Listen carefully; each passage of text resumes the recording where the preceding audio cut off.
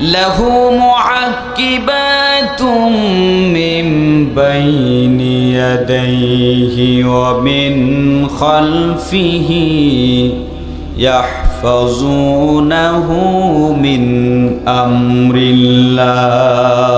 জোরে বলি আল্লাহু আকবার। রব্বুল আলামিন বললেন, আমি বান্দার সামনে পিছনে একের পর এক প্রহরী নিযুক্ত করে দিয়েছি। তাফসীর ইবনে কাসিরের ভিতরে এসেছে, আল্লাহ রব্বুল আলামিন দিন রাত 24 ঘন্টায় বান্দার পিছনে 20 জন করে ফেরেশতা নিযুক্ত করে দিয়েছেন। যারা আল্লাহর প্রতি ঈমান এনেছে, আল্লাহ রব্বুল আলামিনকে যারা আনুগত্য করে, এই আনুগত্য করনেওয়ালা বান্দার জন্য আল্লাহ রব্বুল আলামিন প্রহরী নিযুক্ত করে দিয়েছেন। আমার প্রিয় ভাইয়েরা, বান্দার যতক্ষণ না পর্যন্ত তকদিরের ফায়সালা না আসে ততক্ষণ পর্যন্তই ফেরেশতারা বান্দার সিকিউরিটি দেয়। আমার প্রিয় ভাইয়েরা, ছোট্ট একটা উদাহরণ পেশ করে আপনাদের বোঝানোর জন্য। আল্লাহর নবী আলাইহিস সালাতু ওয়াস সালাম, বুখারী শরীফের হাদিস, নবীজি মসজিদে নববীতে সাহাবাদেরকে নিয়ে নবী আলাইহিস সালাতু ওয়াস সালাম তিনি আলোচনা করতেছিলেন। এমন সময় মক্কার দুইজন কাফের নবীজির সামনে এসে উপস্থিত হলেন। একজনের নাম হলো আমির ইবনে তুফাইল, আর একজনের নাম হলো আরবাদ ইবনে রাবিয়া। আমির ইবনে তুফাইল নবীজির সামনে এসে বললেন, হে মুহাম্মদ সাল্লাল্লাহু আলাইহি ওয়াসাল্লাম, আমি যদি ঈমান আনি, ঈমান গ্রহণ করে নেই, আমি যদি মুসলিম হয়ে যাই তাহলে আমি কি পাবো? আমি যদি মুসলিম হই তাহলে আমি কি পাবো? ফেরেশতারা যে আল্লাহ তাআলার আদেশে পাহারাদারিত্ব করে, সিকিউরিটি দেয়, সেই প্রসঙ্গে তাফসীর ইবনে কাসিরের ভিতরে এই হাদিসটি এনেছে, বুখারী শরীফের হাদিস। আমির ইবনে তুফাইল এসে বলতেছেন, এ মুহাম্মদ, আমি যদি ইসলাম গ্রহণ করি তাহলে আমি কি পাবো? নবী আলাইহিস সালাতু ওয়াস সালাম বললেন, হে আমির ইবনে তুফাইল, অন্যান্য মুসলিমরা ইসলাম গ্রহণ করার কারণে যা পেয়েছেন তুমি সেটাই পাবে।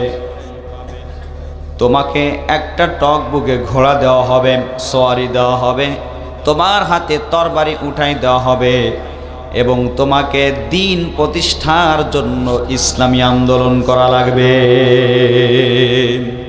ইসলাম প্রতিষ্ঠার জন্য তোমাকে ঝাঁপাই পড়তে হবে, সংগ্রাম করতে হবে।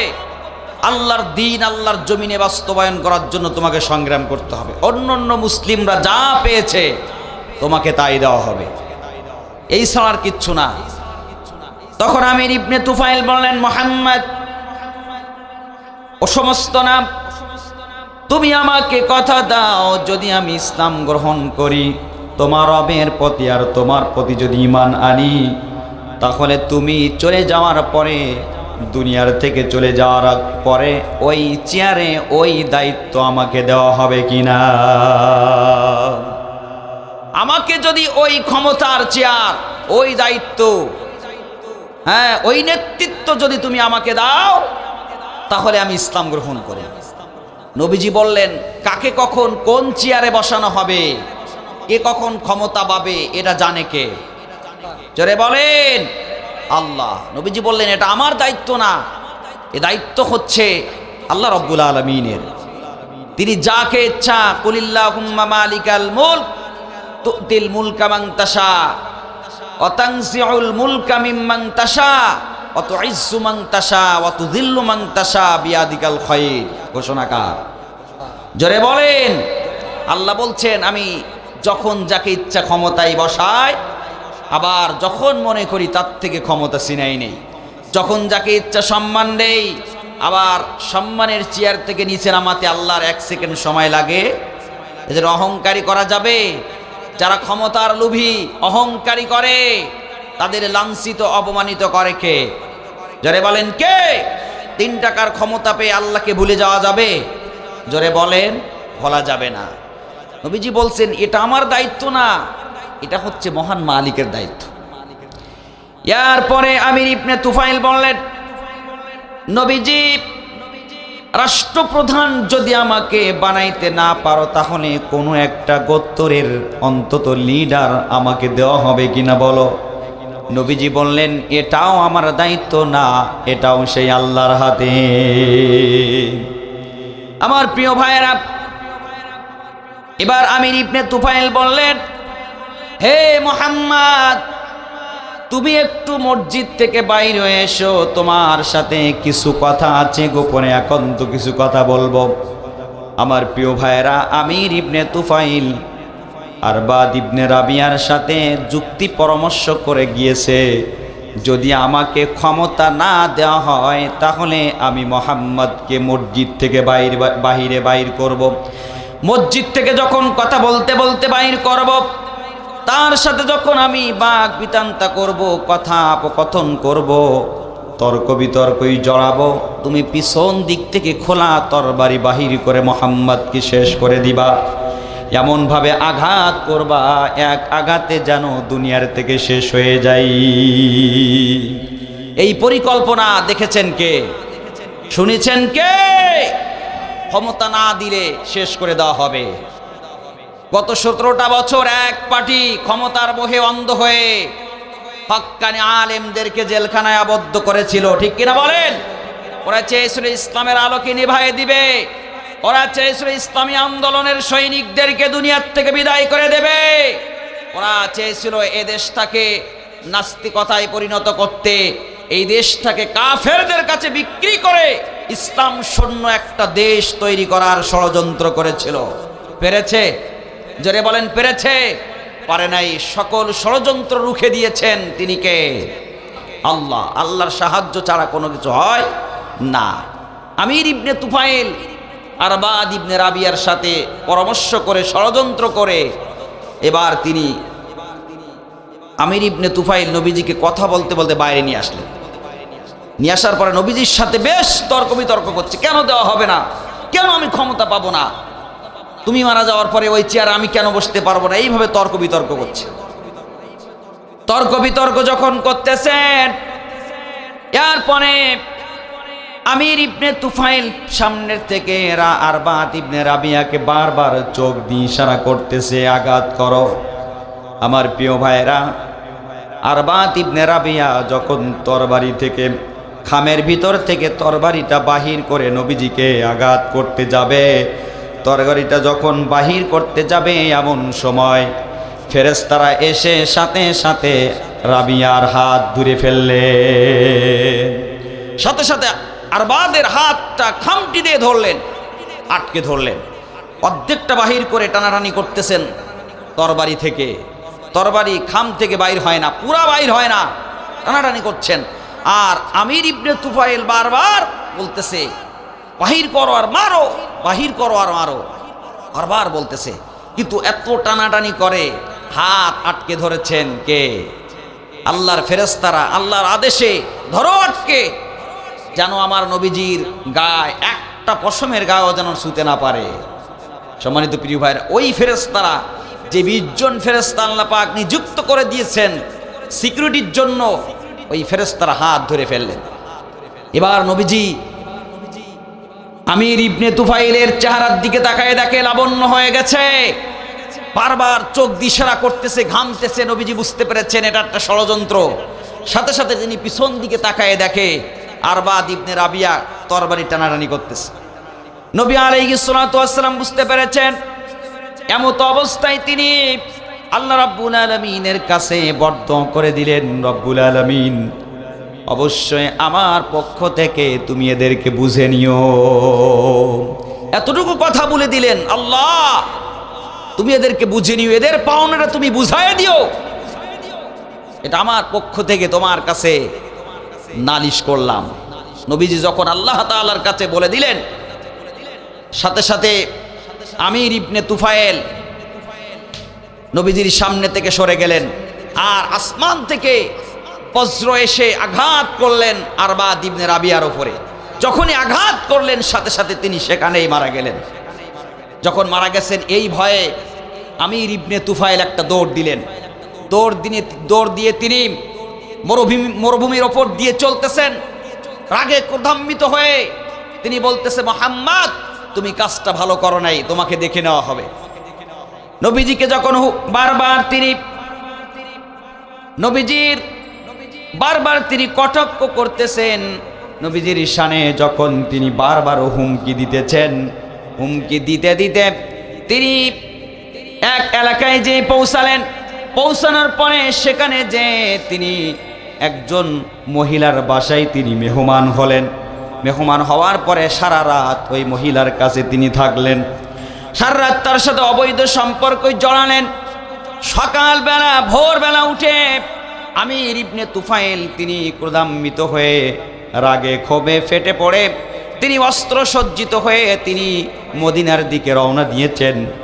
আর তিনি চিৎকার দিয়ে বলতেছে, মুহাম্মদ কোথায় আছো, তুমি বেরিয়ে এসো, আর তোমার সঙ্গী মালাকুল মউতকে ডাকো, তুমি আসো আর মালাকুল মউতকে ডাকো। আজকে আমি আমির ইবনে তুফাইলের তরবারি থেকে রক্ষা পাবে না, কেউ তোমাদেরকে বাঁচাইতে পারবে না। মুহাম্মদ তোমার সাহস থাকলে আমার সামনে আসো। নাউজুবিল্লাহ। বারবার যখন তিনি চিৎকার দিয়ে এই হুঙ্কার দিতেছেন আর নবীজির শানে বেয়াদবি করছেন, আল্লাহ রাব্বুল আলামিন সহ্য করে নাই। সাথে সাথে ওই সোয়ারির ওপরেই একটা প্রবাল বেগে বাতাস আসলো, এমন জোরে প্রবাল বেগে ঝড় আসলো, এক ঝাপটাতেই নিচেই পড়ে গেল, সাথে সাথে সেখানেই শেষ হয়ে গেল। সম্মানিত প্রিয় ভাইরা, যারা ইসলামের শানে, কোরআনের শানে, নাইবে রাসূলদের শানে যারা বেয়াদবি করে, আল্লাহ রাব্বুল আলামিন দুনিয়াতে ঠিক এভাবেই লাঞ্ছিত অপমানিত করে মারে। ঠিক কিনা বলেন? আমার সম্মানিত প্রিয় ভাইরা, বলার উদ্দেশ্য হলো এটা, আল্লাহ রাব্বুল আলামিন এইভাবে করে প্রত্যেকটা মানুষের সাথে আল্লাহ পাক সিকিউরিটি নিযুক্ত করে দিয়েছেন। রব্বুল আলামিন বললেন, ইন্নাল্লাহা লা ইউগাইয়িরু মা বিকাউমিন হাত্তা ইউগাইয়িরু মা বিআনফুসিহিম। জোরে বলি আল্লাহু আকবার। রব্বুল আলামিন বললেন, আমি অতক্ষণ পর্যন্ত ওই জাতি, ওই সম্প্রদায়ের অবস্থা পরিবর্তন করব না যতক্ষণ না পর্যন্ত তারা নিজেরা তাদের পরিবর্তন না করে, যতক্ষণ না পর্যন্ত ওই জাতি, ওই সমাজ, ওই ব্যক্তি তারা নিজেরাই পরিবর্তন না করে, না হয়, ততক্ষণ পর্যন্ত আল্লাহ পরিবর্তন করবে।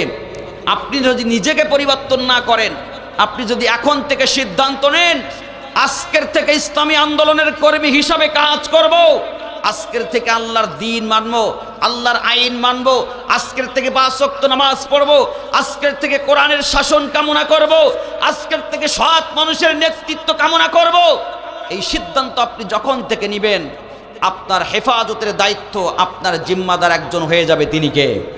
যারা বলেন কে? আল্লাহ। এই জন্য পরিবর্তন যদি আমরা করি, আল্লাহ রাব্বুল আলামিন পরিবর্তন করে দিবেন। কারণ প্রত্যেকটা কাজে মান জাহাদা লিনাফসিহি ওমান জাহাদা মাইয়ুজাহিদু লিনাফসিহি। আল্লাহ পাক বলছেন, একজন ব্যক্তি চেষ্টা করে, সাধনা করে, তার নিজের ভালোর জন্যই করে।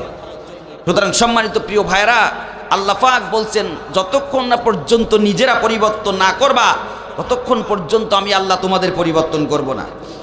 এরপরে রব্বুল আলামিন বললেন, ওয়া ইযা আরাদাল্লাহু বিকাউমিন সুআন ফালা মারাদ্দা লাহু ওয়া মা লাহুম মিন দুনিহি মিন ওয়াল।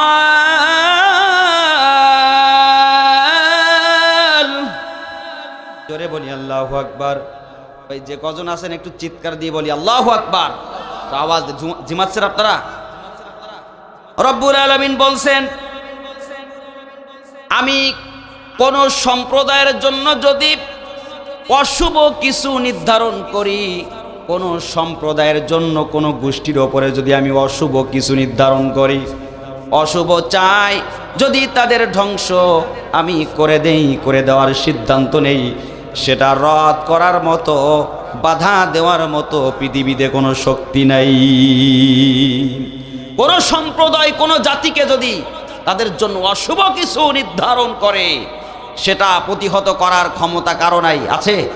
জোরে বলেন, আছে? নাই। এরপর রব্বুল আলামিন বললেন, ওয়ামা লাহুম মিন দুনিহি মিন ওয়াল। আল্লাহ পাক বলছেন, আমি ছাড়া তাদের কোনো ওলি নাই, আমি ছাড়া তাদের কোনো অভিভাবক নাই, রব নাই। আপনার আমার রব কে? তিনি আমাদের অভিভাবক। আমরা যারা মুমিন, একটা পরিবার। মুমিনরা কি? একটা পরিবার। আর এই পরিবারের অভিভাবক কে? জোরে বলেন, কে? আল্লাহ হচ্ছেন অভিভাবক। একটা সংসার, একটা পরিবারের যেমন বাবা অভিভাবক থাকে, ঠিক তেমনি করে যারা মুমিন ইমানদার, ইমানদারদের অভিভাবক কে? আল্লাহ। সম্মানিত প্রিয় ভাইরা, তো আল্লাহ রাব্বুল আলামিন অবশ্যই অবশ্যই আপনাকে আমাকে পরিবর্তন করবেন। অবশ্যই অবশ্যই আপনাকে আমাকে সৎ পথ দেখাবেন, যদি না আমরা নিজেরা নিজেদেরকে পরিবর্তন করি। ঠিক কিনা বলেন? আজকের থেকে সিদ্ধান্ত নিতে হবে, 5 ওয়াক্ত নামাজ জামাতের সাথে আদায় করব। আনুগত্য করব কার? জোরে বলেন, কার? যারা ইসলাম থেকে, কোরআন থেকে মুখ ফিরায় রাখবে, যারা আল্লাহর আনুগত্য করবে না, যারা আল্লাহর আইন থেকে মুখ ফিরায় রাখবে, আল্লাহ রাব্বুল আলামিন দুনিয়া এবং আখিরাতে তাদের জন্য শাস্তি রেখেছেন 3টা। কয়টা? জোরে বলেন, কয়টা? 3টা শাস্তি আল্লাহ রাব্বুল আলামিন রেখে দিয়েছেন। রাব্বুল আলামিন বললেন, ওয়ামান আ'রাদা আন যিকরি ফাইন্না লাহু মাঈশাতান দানকা ওয়া নাহশুরুহু ইয়াউমাল কিয়ামাতি আ'মা। জোরে বলি আল্লাহু আকবার। রব্বুল আলামিন বললেন, যারা আল্লাহর রাস্তা থেকে মুখ ফেরাই নিল, কোরআন থেকে, ইসলাম থেকে যারা মুখ ফিরাই নিল, ওই বান্দাদেরকে দুনিয়ার জীবনটা সংকীর্ণ করে দেওয়া হবে। তারা এত ইনকাম করবে, ইনকামের ভিতরে কোনো বরকত হবে না। দুনিয়াতে চলাফেরা করবে, তাদের জন্য এতটাই সংকীর্ণ করা হবে, অশান্তির বেড়া জালে মরবে। তারা শান্তি পাবে না, কারণ আল্লাহ থেকে যারা মুখ ফিরায় নাই, আল্লাহ রাব্বুল আলামিন তাদের ওপর থেকে জিম্মাদারি উঠাই নাই। ওই ব্যক্তি দুনিয়ায় শান্তি পাবে না। এরপরে ওই ব্যক্তি যখন, ওই ব্যক্তিকে কবরে রাখা হবে, আল্লাহ পাক কবরটা তার জন্য সংকীর্ণ করে দিবেন। এমন সংকীর্ণ করে দিবেন, 2 পাঁজরের মাটি এমনভাবে 2 সাইডের মাটি চাপ দিবে, একটা পাঁজরের হাড্ডি অপর পাঁজরের ভিতরে ঢুকে যাবে, এমনভাবে চাপ দেবে। এরপরে ওই ব্যক্তিকে যখন কিয়ামতের দিন উঠানো হবে, তার চক্ষু 2টা অন্ধ হয়ে যাবে। আমার প্রিয় ভাইরা, ওই ব্যক্তি তখন আল্লাহ পাককে ডাক দিয়ে বলবে, ক্বালা রাব্বি লিমা হাশারতানি আ'মা ওয়া ক্বাদ কুনতু বাসীরা। জোরে বলি আল্লাহু আকবার। আমার প্রিয় ভাইরা, ওই ব্যক্তি আল্লাহ পাককে ডাক দিয়ে বলবে, রব্বুল আলামিন, দুনিয়াতে আমরা চক্ষু মানছিলাম, দুনিয়াতেই চক্ষু দিয়ে আমরা দুনিয়া দেখেছি, নাজ নিয়ামত দেখেছি, আজকে কেন আমাদের চক্ষু 2টা অন্ধ করে দেওয়া হয়েছে? তখন বলবে, আল্লাহ পাক ডাক দিয়ে বলবেন, বান্দারে, এই চক্ষুওয়ালা ফেস নিয়ে দুনিয়াতে তোমরা আমার থেকে মুখ ফিরাই নিয়েছিলা, যেমনি করে আমার থেকে মুখ ফিরাই নিয়েছিলা, তেমনি আজকেও আমি মুখ ফিরাই নিলাম, এবং ওই চক্ষু 2টা আমি বন্ধ করে দিলাম। যেমনি করে দুনিয়াতে তোমরা আমাকে ভুলে গিয়েছিলাম, তেমনি করে আমি আল্লাহ পাক আজকে তোমাদেরকে ভুলে গেলাম। আমার প্রিয় ভাইরা, এজন্য ইসলামের বিরুদ্ধাচারণ করবে যারা, কোরআনের বিরুদ্ধাচারণ করবে যারা, ইসলাম থেকে মুখ ফিরাই নিবে যারা, কিয়ামতের দিন আল্লাহ রাব্বুল আলামিন তাদের চক্ষু 2টা অন্ধ করে দিবে।